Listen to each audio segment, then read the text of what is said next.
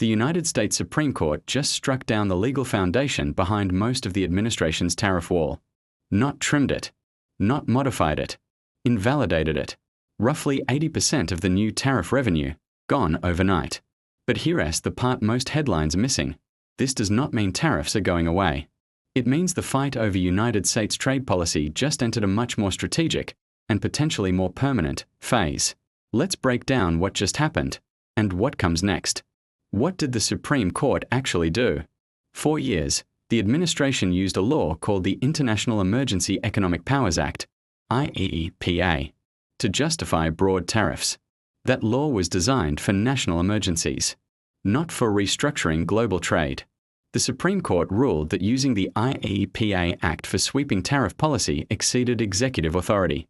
Translation: the president cannot unilaterally rebuild the global trade system under emergency powers.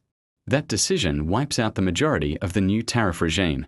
But it doesn't eliminate all tariffs. Measures under Section 232, National Security, and Section 301, China-specific trade practices, remain intact. So this isn't a collapse of protectionism. It's a legal reset. Why this matters more than it looks.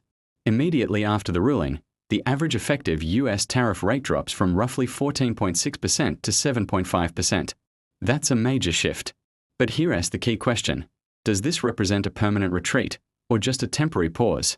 Based on the administration's past strategy, expect a rapid reconstruction. The next move, Section 122. There's another law, Section 122 of the Trade Act of 1974. It allows the president to impose up to a 15% tariff for 150 days to address balance of payments concerns. It's narrower. It's time-limited. But it's legal. If invoked quickly, the effective tariff rate could rebound toward 13 to 14% almost immediately. In other words, the wall doesn't disappear. It just gets rebuilt with different bricks. The bigger shift, from blanket tariffs to targeted investigations? This is where it gets more interesting. If the IEEPA Act is off the table, the long-term strategy likely shifts towards Section 301.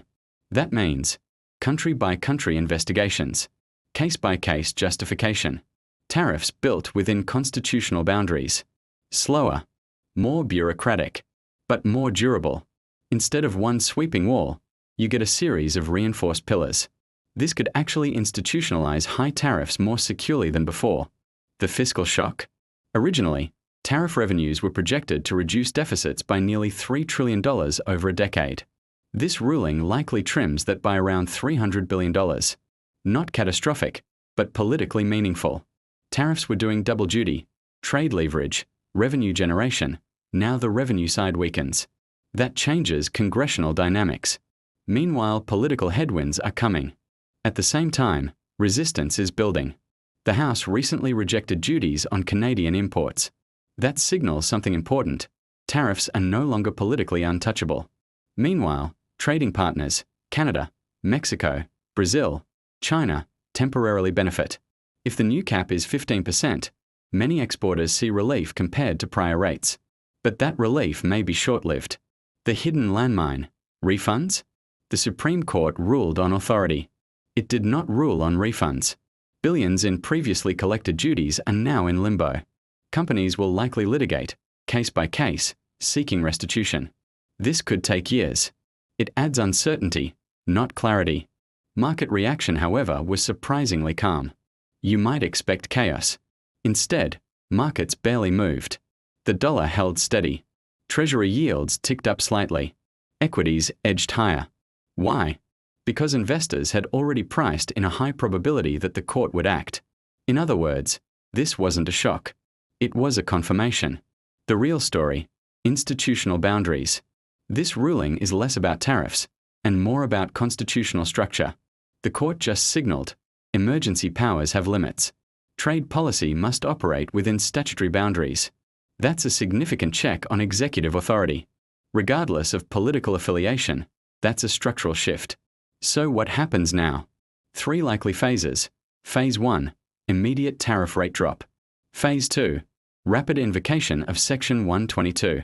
Phase 3, migration towards structured Section 301 investigations. The long-term outcome may not be lower tariffs. It may be legally reinforced tariffs. more procedurally grounded, harder to challenge. The strategic outlook: short-term, tariff volatility, legal maneuvering, temporary uncertainty. Long-term, a more formalized, country-specific, high-tariff regime, not driven by emergency declarations, but by institutionalized trade investigations. The Supreme Court didn't end the tariff era. It forced it into constitutional alignment. Final thoughts? If you're watching this thinking trade policy just softened, be careful. The tools changed. The direction may not have. The real shift is procedural, not philosophical. And sometimes, procedural shifts are the ones that last. If you enjoyed this video, please hit like. Thanks for watching.